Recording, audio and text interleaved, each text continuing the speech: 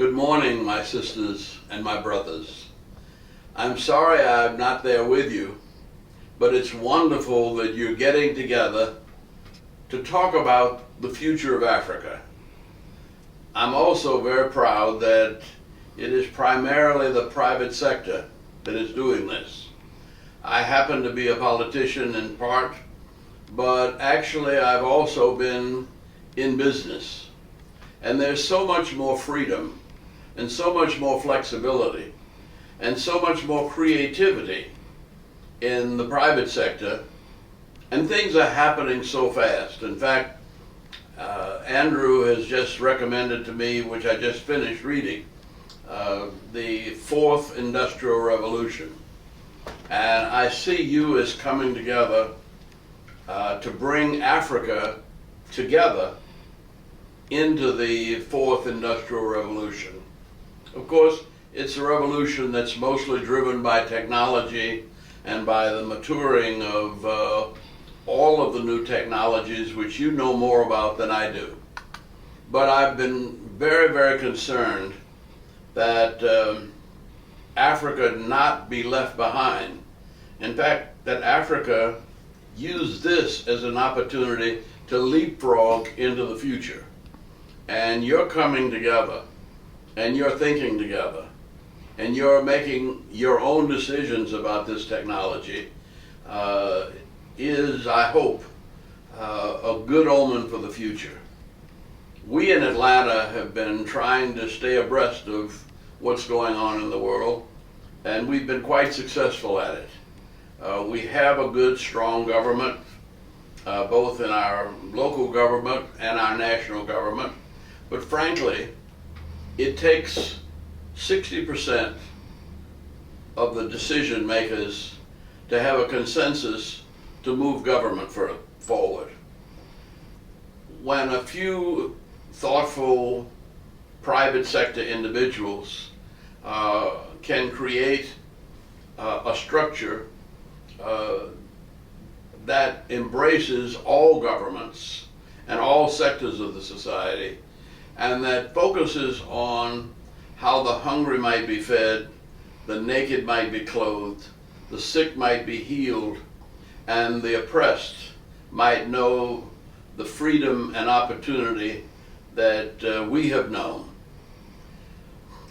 That's the future possibilities. And it can be done with, well, I have always said the earth is the Lord's and the fullness thereof. There's nothing that we did in our civil rights movement that we did with our own brains, our own technology. We had no money, but we were able to change this nation because we had a spiritual foundation that was concerned about the future that was best for all humankind. And I think our success has been basically spiritual. Now, how that spells out in Africa, I'm not sure, but I'm glad you're thinking about it. But I don't want us to forget things like there's only 2% of the water on the face of the earth is fresh water, and we can't afford to waste water anywhere on earth.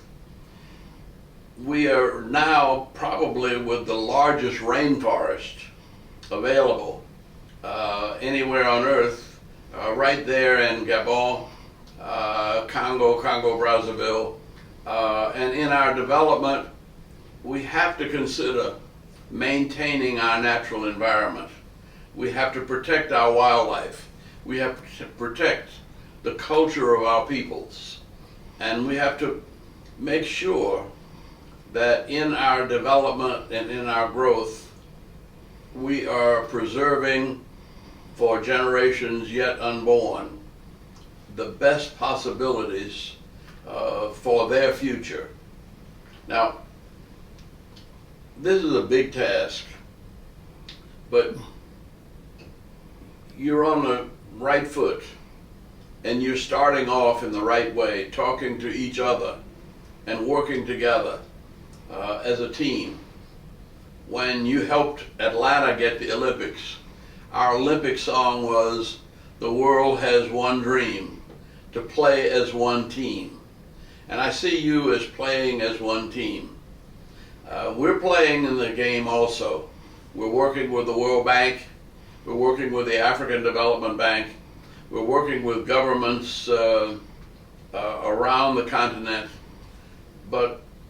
And we've been training young people that have been coming to these United States since before I was born. And we have been sending people to Africa to help educate Africa. Well, as far back as 168 years ago, in Adams College down in South Africa, Forbay in Sierra Leone. And at the same time, we've been going through an education process now. The fourth industrial revolution gives us an opportunity through technology to bring all of these forces together that have been working throughout all of our lives. And I would say that we had a song that we used to sing, "Sinner, please don't let this harvest pass." And that's all I would implore you.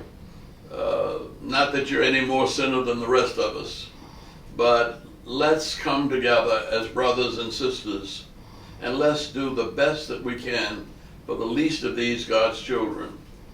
And let's make a new world order an essentially spiritual phenomenon that includes all of the children of earth. I thank you very much for your success, for your vision, and I pray with you that you might continue to work together and pray together and serve together, that the kingdom of God might be more reflected on the face of this earth. Thank you very much. God be with you.